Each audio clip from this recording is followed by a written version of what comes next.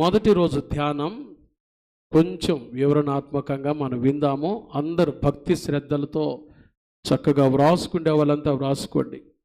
దీన్ని Lent days అంటారు కదండి. యాష్ వెన్స్డేతో ప్రారంభించబడి మనం ఈస్టర్తో ముగిస్తాం. ఆదివారాలు కౌంట్ చేయము కాబట్టి మధ్యలో వచ్చే ఆదివారాలు 6 ఆదివారాలు వస్తాయి. వాటి మినహా మిగతా వారాలు కొంతమంది ఉపవాసంతో ఉంటారు.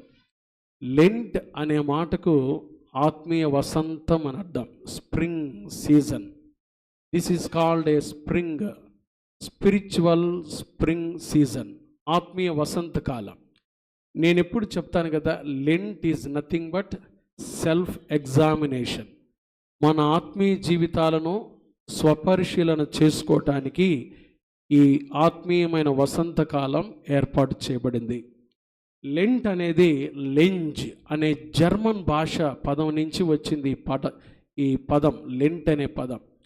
లెంటెన్ అనే ఆంగ్లో సాక్సన్ వర్డ్. దీనికి ఏంటో తెలుసా? చీల్చబడుట. చీల్చబడుట.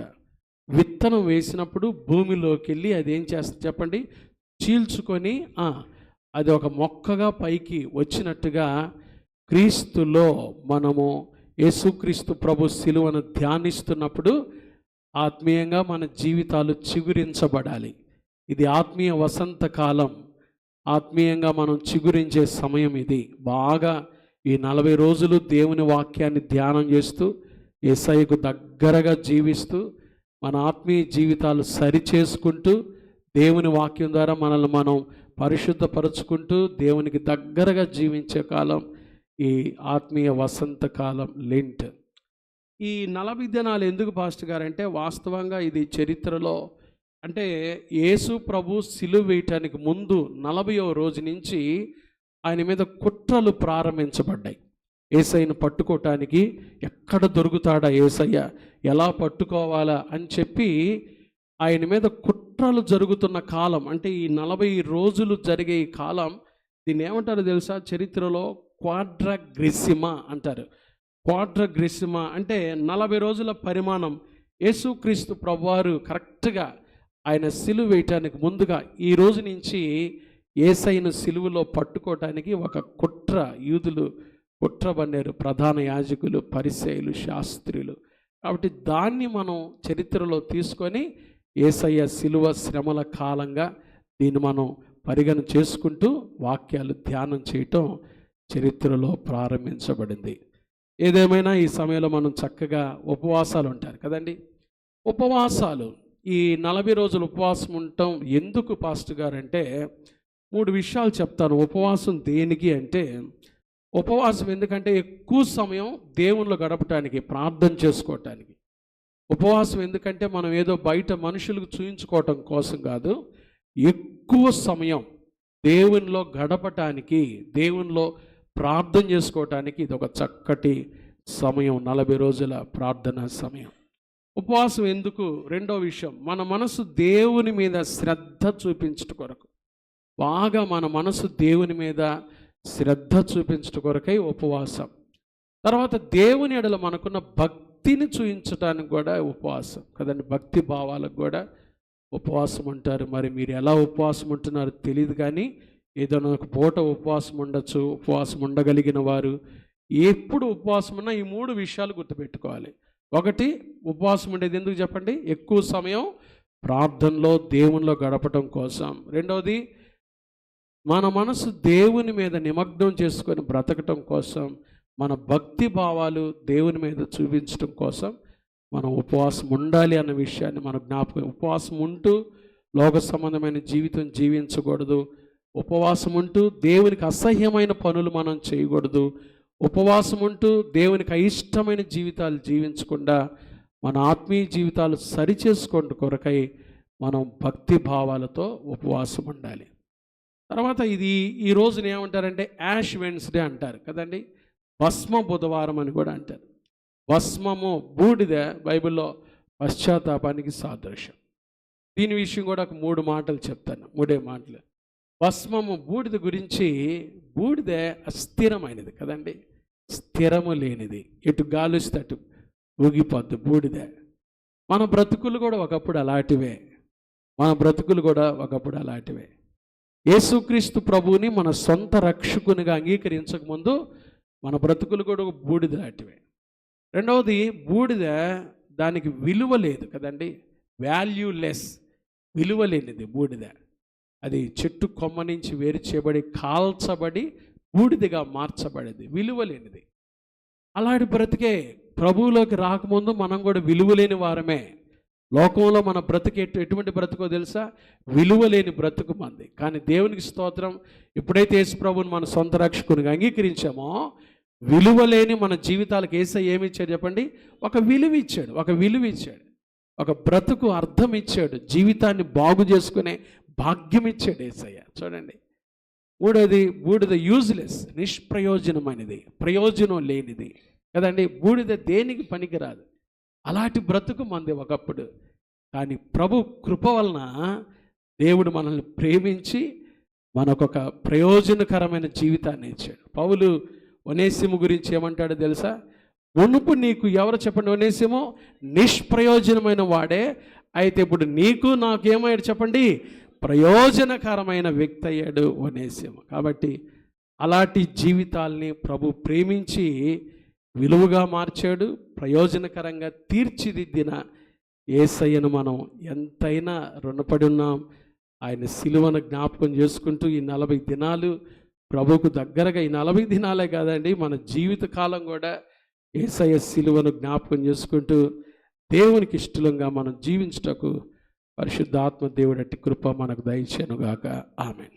ఈరోజు కల్వరి సిరులు, కల్వరిలో ప్రభు మనకిచ్చిన 5 ఆశీర్వాదాల గురించి నేను మీకు అందించాలని ఆశపడుతూ ఉన్నాను. యేసుక్రీస్తు ప్రభువారి యొక్క కల్వరి మానవాళికి ఇచ్చిన 5 ఆశీర్వాదాలు, 5 ప్రాముఖ్యమైన ఆశీర్వాదాలు ఈరోజు మనం చూడబోతున్నాం. యేసుక్రీస్తు ప్రభువారి యొక్క సిలువ, కల్వరి, గొల్గొతా ఏమిచ్చింది మానవాళికి అంటే 5 ప్రాముఖ్యమైన విషయాలు మత్తయి సువార్త 27వ అధ్యాయంలో నుంచి మనం చూడబోతున్నామండి. 5 నేను చాలా క్లుప్తంగా చెప్తాను. చాలా వివరణాత్మకమైన సందేశం, విలువలతో కూడిన మాటలు. అందరం ఈ 5 విషయాలు చక్కగా వ్రాసుకుందాం. మత్తయి సువార్త 27వ అధ్యాయం తెరచి పెట్టుకుందామండి. యేసుక్రీస్తు ప్రభువారి యొక్క సిలువ, కల్వరి, ఆయన సిలువ మరణం మానవాళికి ఇచ్చిన 5 అమూల్యమైన ఆశీర్వాదాలు, లేదా 5 మిరాకల్స్, 5 అద్భుతాలు అందాం. 5 అద్భుతాలు మత్తయి సువార్త 27వ అధ్యాయంలో దేవుడు ఆయన మరణం ద్వారా, ఆయన సిలువ మరణం ద్వారా మానవాళికి ఇచ్చిన 5 అద్భుతమైన ఆశీర్వాదాలు ఏంటో మనం చూద్దాం. మొట్టమొదటిగా మత్తయి సువార్త 27వ అధ్యాయం 45వ వచనం, మధ్యాహ్నం మొదలుకొని 3 గంటల వరకు ఆ దేశమంతటా ఏమైంది? చీకటి కమ్మెను, భయంకరమైన చీకటి. యేసు ప్రభువారు సిలువలో ఉన్నప్పుడు మధ్యాహ్నం 12 గంటల నుంచి 3 గంటల వరకు, 3 గంటల సేపు ఏమైంది చెప్పండి? భయంకరమైన చీకటి, భయంకరమైన చీకటి. బైబిల్లో ఈ చీకటి 3 సందర్భాల్లో మనం చూస్తాం. ఆదికాండం 15వ అధ్యాయంలో అబ్రహాము గాఢ నిద్రపోయినప్పుడు కటిక చీకటి కమ్మగా అని బైబిల్లో రాశారండి.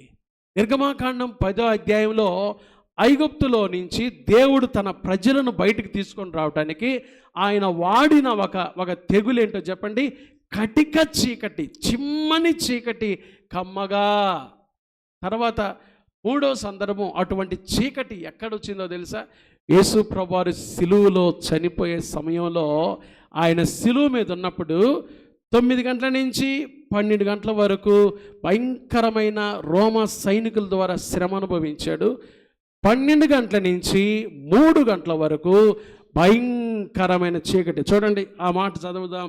మత్తయి సువార్త 27:45, మధ్యాహ్నం మొదలుకొని 3 గంటల వరకు ఆ దేశమంతటా చీకటి కాదు. ఎందుకు చీకటి? ఎందుకు చీకటి? దేవుడు సృష్టి చేసినప్పుడు మొట్టమొదట ఆయన అన్న మాట ఏంటంటే, వెలుగు వెలుగు కలగగా, వెలుగు కమ్మని పలుగా ఏమని చెప్పండి? ఆ వెలుగులోనే దేవుడు సృష్టి కార్యం అంతా జరిగింది కదండి. మానవ సృష్టి కార్యం అంతా వెలుగులో జరిగించబడింది. మానవుని విమోచన కార్యమో చీకటిలో జరిగిందండి. There is a darkness in Calvary. మానవుడి విమోచన కార్యం, నీ రక్షణ కార్యం, నా రక్షణ కార్యం, ప్రపంచ మానవాళి రక్షణ కార్యం ఎక్కడ జరిగిందంటే భయంకరమైన చీకటిలో, మన పాపం నిమిత్తమై, మన శాపం కొరకై యేసయ్య భయంకరమైన చీకటిలోకి వెళ్ళిపోయాడు. చీకటిలో తండ్రి ఆయన పాపముగా చేయటం ద్వారా చీకటిలో ఆ బాధ అనుభవించాడండి. మానవుడి విమోచన కార్యం, సృష్టి కార్యమేమో వెలుగుతో ప్రారంభమైతే మానవుడి విమోచన కార్యమో చీకటితో ప్రారంభమైంది. ఎందుకో తెలుసా? చీకటిని ఆయన సూర్యుడిని అలా ఆపేశాడంతే. సూర్యుడి మీద అలా చేయి పెట్టగానే లోకమంతటా చీకటి కమ్మెను. ఆ సమయంలో తండ్రి యేసయ్య ముఖాన్ని చూడలేకపోయాడు. భయంకరమైన చీకటి. ఎందుకంటే మన పాపమంతా ఆయన సిలువలో మోస్తున్నాడు, మన శాపమంతా ఆయన సిలువలో మోస్తున్నాడు, మన భారమంతా ఆయన సిలువలో మోస్తున్నాడు. చీకటి కమ్మెను. ఆయన చీకటి గుండా వెళ్ళాడు కాబట్టి ఈరోజు మనం వెలుగు చూస్తున్నాం, మన జీవితాల్లో రక్షణ చూస్తున్నాం, మన జీవితాల ఆనందాన్ని చూస్తున్నాం. యేసయ్య మన కొరకై చీకటిలోకి వెళ్ళిపోయాడు. ఆ ప్రియమైన దేవుని బిడ్డలారా, ఏంటి చీకటి? ఎందుకు ఆయన సూర్యుడి మీద అలా చెయ్యి పెట్టాడు? లోకమంతటి ఎందుకు ఆ సమయంలో చీకటి అంటే ఆయన శక్తి మనం తెలుసుకోవాలని. ఆయన శక్తి ఎంత శక్తిమంతుడో, చీకటిని కూడా సూర్యుని వెలుగును కూడా ఆ సమయంలో అలా ఆపివేశాడంతే. అంటే ఆయన ఏదైనా నీ జీవితంలో చేయటానికి శక్తిమంతుడు. ఆయన శక్తిమంతుడు అనే విషయాన్ని మొట్టమొదటిగా మనం తెలుసుకోవాలి. ఆయన పవర్, ఆయన శక్తి ఎంత గొప్పది. సూర్యుడు అలా ఆపేసాడండి ఆ సమయంలో. సూర్యుడి మీద అలా చెయ్యి పెట్టగానే చీకటిలో యేసయ్య ఆ విమోచన కార్యాన్ని జరిగించినాడు. ఆ ప్రియమైన దేవుని బిడ్డలారా, ఒక హేతువాది చర్చి పక్కనే ఒక స్థలం కొనుక్కొని ఇల్లు కట్టించుకున్నాడంట. తన ముందు స్థలం కొన్నప్పుడు ఆ చర్చి పక్కన ఉందని తనకు తెలియదు. కానీ రోజు ఆ చర్చిలో పాటలు వినబడతా ఉంటే చూసి బాధపడతా ఉండేవాడు. అరే పొయ్యి చర్చి పక్కనే నేను ఈ స్థలం కొనుక్కొని ఇల్లు కట్టుకున్నానే, ఎందుకు అసలు ఇట్లా చేసే, నేను ఆలోచన లేకుండా ఎందుకు చేశానని బాధపడతా ఉండేవాడు. సరే ఒకరోజు రాత్రిపూట ఆయన ఏం చేశాడంటే అట్లా తలుపు తీసి చేయడంగానే ఆ చర్చి కాలిపోతుందంట. చర్చిలో మంటలు రేగి చర్చి కాలిపోతుంది రాత్రి సమయంలో. సంఘస్థులు అంత దూరంగా ఉన్నారు. సరే ఆ వార్త పాస్టర్ గారికి తెలిసి చాలాసేపటికి ఆయన చర్చి దగ్గరికి వచ్చాడు. ఈ హేతువాది ఏం చేశాడంటే చర్చి కాలిపోవటం చూసి గబగబా తన ఇంటికి తలుపేసుకొని బయటకు వచ్చి ఆ చర్చి దగ్గర అట్లా నిలబడి చర్చి అట్లా తగలబడతా ఉంటే, కాలిపోతూ ఉంటే చూసి నవ్వుతూ ఉన్నాడంట.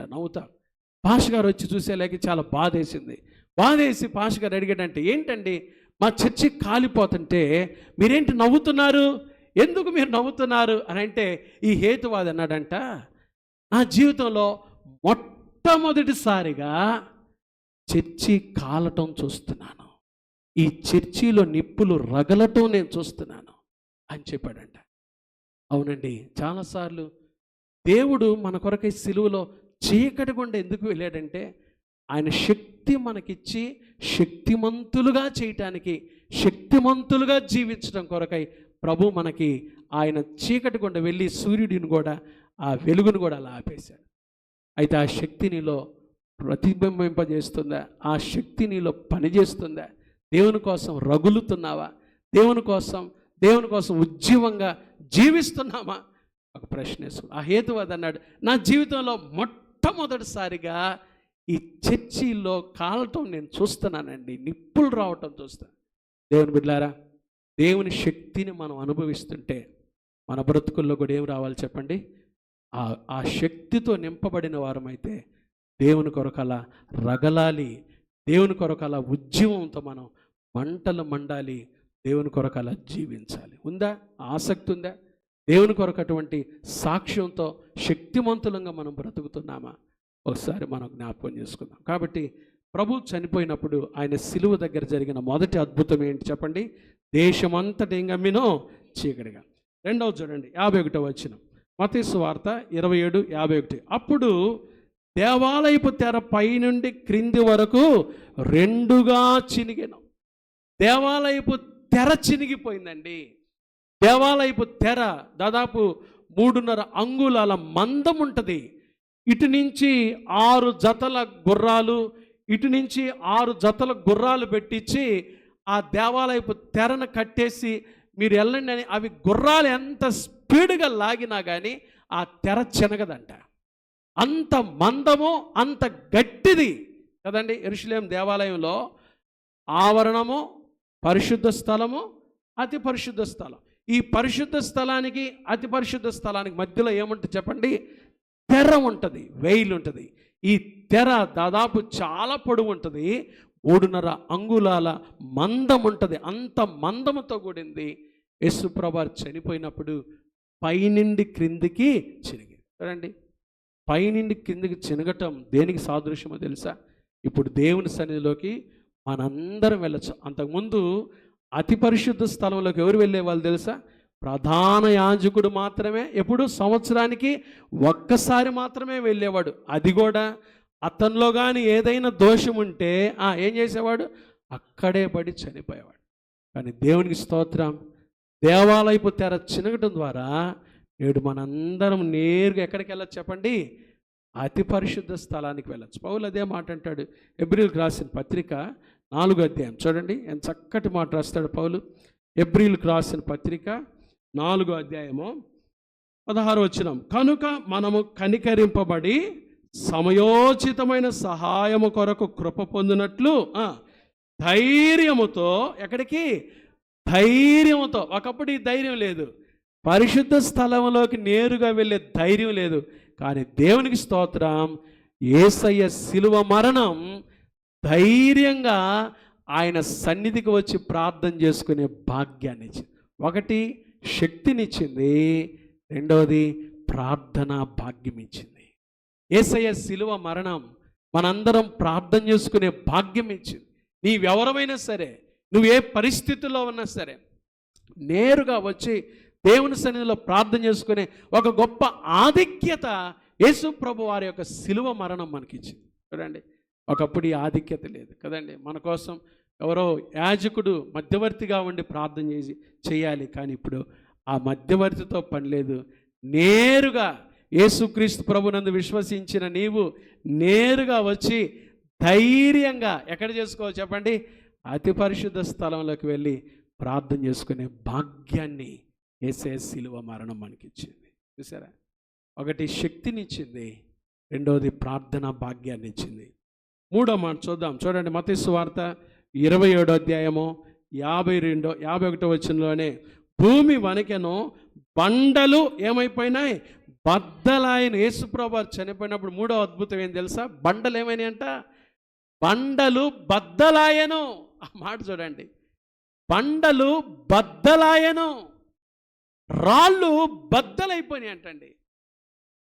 యేసుప్రభువు యెరూషలేం జయప్రవేశానికి వెళ్తూ ఉంటే అక్కడున్న శాస్త్రులు ఏం చేశారంటే, కేకలేస్తున్న పిల్లల్ని ఏం చేశారు చెప్పండి? ఆటంకపరిచారు. ఊరకండి, ఎందుకు మీరు అరుస్తారంటే, అప్పుడు ప్రభు ఒక మాట అంటాడు. చెప్పండి, ఏమంటాడు? వీళ్ళు ఊరకుంటే ఇక్కడున్న రాళ్ళు ఏం చేస్తాయి? రాళ్ళు కేకలు వేస్తాయి. యేసుక్రీస్తు ప్రభువుని ఎవరైతే సొంత రక్షకునిగా అంగీకరిస్తారో వాళ్ళు ఊరకుండరు.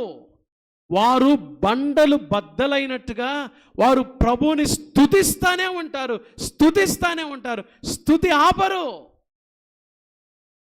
యేసయ్య శిలువ మరణం బండలాంటి జీవితాలకు స్తుతించే భాగ్యాన్ని ఇచ్చిందండి. రాళ్ళు కదిలినట్టుగా రాళ్ళ వంటి జీవితాలు దేవుని స్తుతించే గొప్ప భాగ్యాన్ని ఇచ్చిందండి.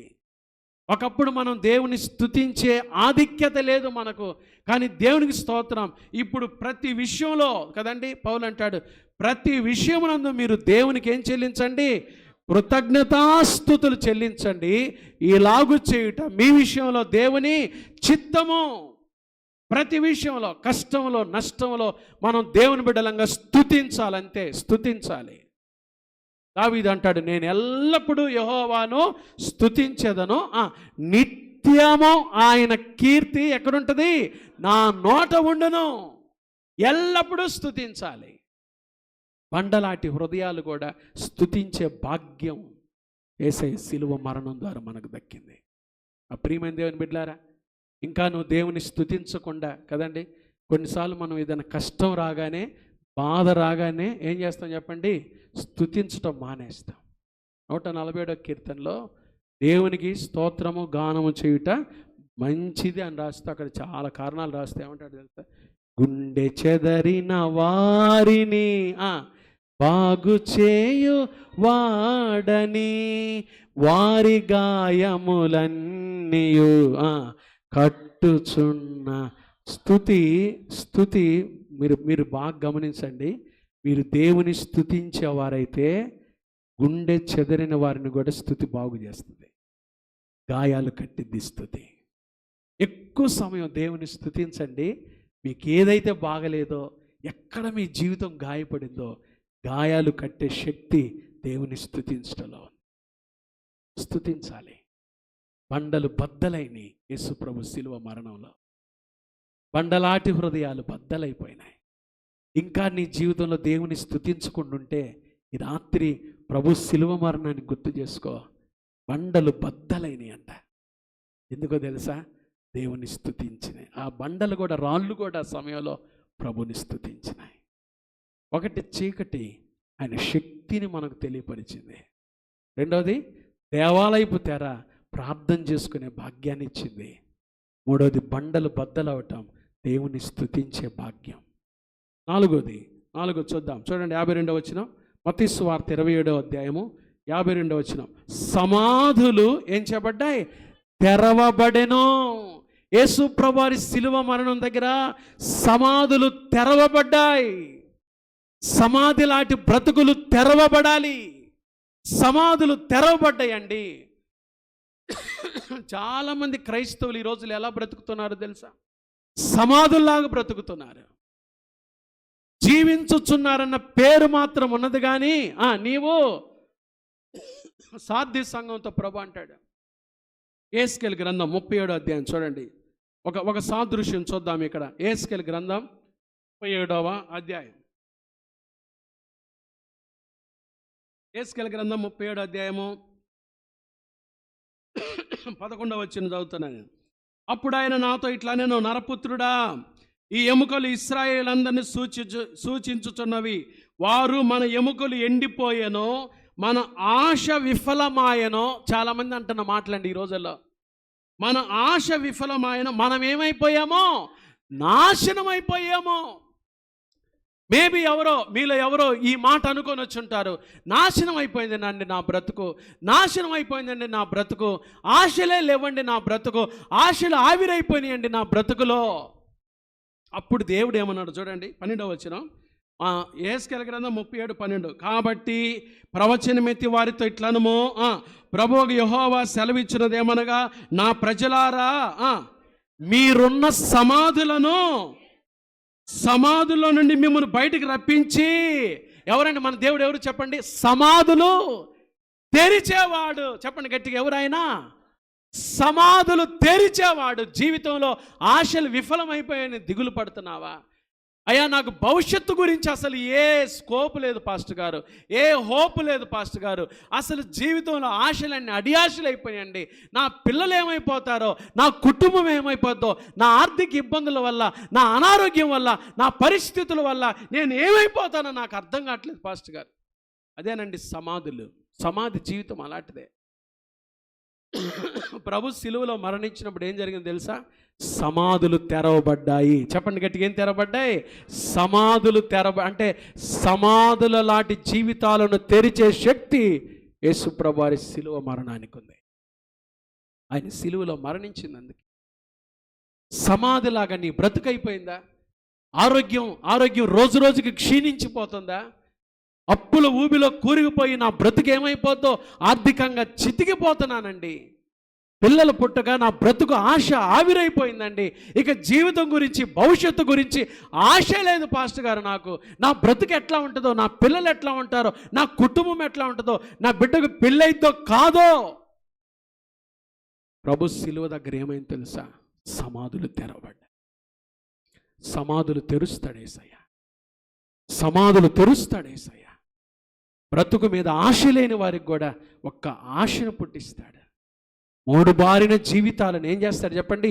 చిగురింప చేస్తాడు. యేసయ్యకు అసాధ్యమైంది ఏది లేదు. సమాధులు తెరిచాడు. ఈ రాత్రి ఒకవేళ నీ జీవితం కూడా సమాధిలాగుందా? నిర్జీవం అయిపోయావా? ఆశ లేదా బ్రతుకు మీద? జీవితంలో ఆనందం లేదా? ఎందుకు బ్రతుకుతున్నాను అర్థం కావట్లేదండి, నా బ్రతుకు కూడా ఒక అర్థం లేదండి అని దిగులు పడుతూ వచ్చావా?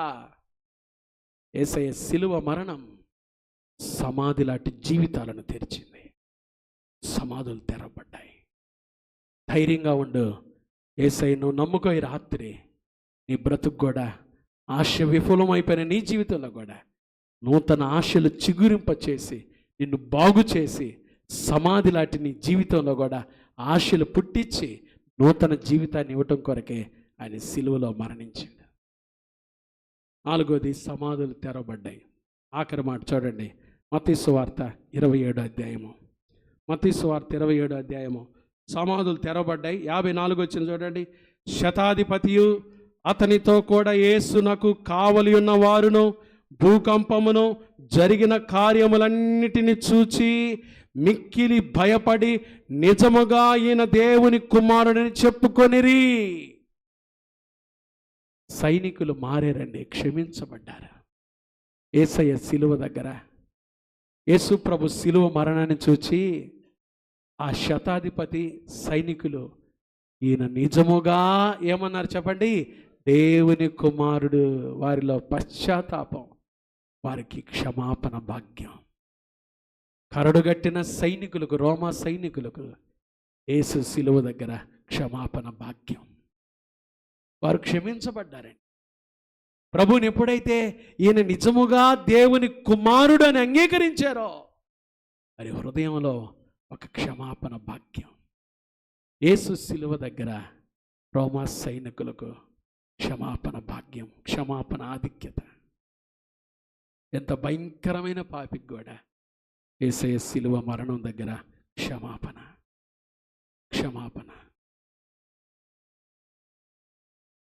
గంగా నది దగ్గర, వారణాసి ఆ ప్రాంతం దగ్గర ఒక ఆమె జీవితం రీడర్స్ డైజెస్ట్ అనే మ్యాగజైన్లో రాశారండి. అద్భుతమైన సాక్ష్యం. ఒకప్పుడు ఆమె వేశ్య, వ్యభిచారి, లోకంలో చాలా భయంకరంగా జీవించేది. లోకంలో అలా బ్రతుకుతూ ఉన్నప్పుడు కొన్నిసార్లు ఆమె గర్భం వచ్చేదండి. గర్భం వస్తే ఏం చేసేది తెలుసా? నిలువున హాస్పిటల్కి పోయి ఆ గర్భాన్ని అట్లా తీపించుకునేది. ఆ పసికందులను ఏం చేసేది తెలుసా? అక్కడే ఆ గంగా నది దగ్గర ఒడ్డుద అలాగే గొయ్యి తీసి పాతి పెట్టేసి వచ్చేసేదండి. చాలా భయంకరమైన వ్యక్తి. కానీ అలాంటి ఆమెకు ఒకరోజు వివాహం అయింది ఒక వ్యక్తితో. వివాహం అయిన తర్వాత బాగా వినండి, వివాహం అయిన తర్వాత ఆమెకి నిజంగా ఇప్పుడు గర్భం వచ్చింది. ఈసారి గర్భం వచ్చింది. వివాహం చేసుకున్న వ్యక్తితో గర్భం వచ్చింది. గర్భం వచ్చిన తర్వాత 9 మాసాలు ఆ గర్భాన్ని కాపాడుకుంది. పిల్లోడు పుట్టాడు. పుట్టిన తర్వాత తన జీవితంలో భయంకరమైన పశ్చాత్తాపం. ఇలాంటి బిడ్డలను, జీవంతో కూడిన బిడ్డలను ఎంతోమంది నేను నా గర్భంలోనే చంపేశానే, అలాంటి వ్యక్తికి క్షమాపణ ఉంటుందా అని ఆలోచించడం ప్రారంభించింది. అలా ఆలోచిస్తూ ఉండగా ఒకరోజు ఒక కరపత్రం అందుకుంది. పాపాత్మురాలైన స్త్రీ యేసయ్య క్షమించడనే మాట చూసిందా. వెంటనే చర్చికి వెళ్ళిందండి. వెళ్ళి యేసయ్య నాలాంటి వ్యక్తిని మారుస్తాడా, క్షమిస్తాడా చెప్పాడంట పాస్టర్ గారు. ఎంత ఘోరమైన పాపి నేను యేసయ్య క్షమించేవాడు. యేసు రక్తం ప్రతి పాపాన్ని కడుగుతుంది. యేసయ్య ఈ రాత్రి నీ జీవితాన్ని కూడా బాగు చేస్తాడు. కరడుగట్టిన రోమా సైనికులు కూడా యేసయ్య సిలువ దగ్గర క్షమాపణ భాగ్యం. యేసయ్య సిలువ 5 ఆశీర్వాదాలు. ఆయన సిలువ మరణం ద్వారా ఒకటి, ఆయన శక్తి మన మధ్యలోకి వచ్చింది. ఆయన శక్తి ఏంటో తెలుసా? ఆనాడు దేశమంతట చీకటి, సూర్యుడు అలా ఆగిపోయాడంతే. సూర్యుని ఆపేశాడు దేవుడు. అది కనబడకుండా, వెలుగు రాకుండా చీకటి కమ్మిన 3 గంటల వరకు ఆయన శక్తి మనకు ప్రదర్శితమవుతుంది. యేసయ్య శిలువ మరణం ద్వారా ఆయన శక్తి. రెండవది, యేసయ్య శిలువ మరణం దగ్గర దేవాలయపు తెర చినిగినో ప్రార్థన భాగ్యం అనేడు మనందరం నేరుగా ఆయన సన్నిధికి వచ్చి ప్రార్థించుకునే భాగ్యం దొరికింది. మూడవది, బండలు బద్దలాయను, బండలాంటి హృదయాలు కూడా దేవుని స్తుతించే భాగ్యం యేసయ్య శిలువ ద్వారా మనకు లభించింది. ఎప్పుడైనా ఆయన స్తుతించవచ్చు కదండి. ముంగమూరి దేవదాస్ గారు రాశాడు, ఆ కారణముచే దేవ సంస్తుతి చేయవేమ. ఎన్ని కారణాలన్నా పెట్టుకోవచ్చు, ఎన్ని కారణాలన్నా పెట్టుకోవచ్చు దేవుని స్తుతించటానికి. ఆయన స్తుతించే భాగ్యం. నాలుగోది, ఆయన శిలువ మరణం ద్వారా సమాధులు తెరబడ్డాయి. సమాధి లాంటి జీవితాలను కూడా తెరిచే శక్తి ఆయన శిలువ మరణం ద్వారా మనకు వచ్చింది. సమాధి జీవితాన్ని కూడా తెరిచేవాడు యేసయ్య. నిర్జీవమైన బ్రతుకులను కూడా జీవముతో నింపేవాడే. ఆఖరిగా ఆయన శిలువ మరణం రోమా సైనికులకి ఏమిచ్చింది? క్షమాపణ. ఎంత ఘోరమైన పాపికైనా క్షమాపణ యేసయ్య దగ్గర ఉంది. ఈ 5 మాటలు మన జీవితాలు గుర్తుపెట్టుకొని ప్రభు శిలువను జ్ఞాపకం చేసుకుంటూ ఆయన శక్తిని పొందుకోవటానికి పరిశుద్ధాత్మ దేవుడు అట్టి కృప ఈ రాత్రి మనకు దయచేయునుగాక. ఆమేన్. ప్రార్థన చేసుకుందామండి. ప్రార్థన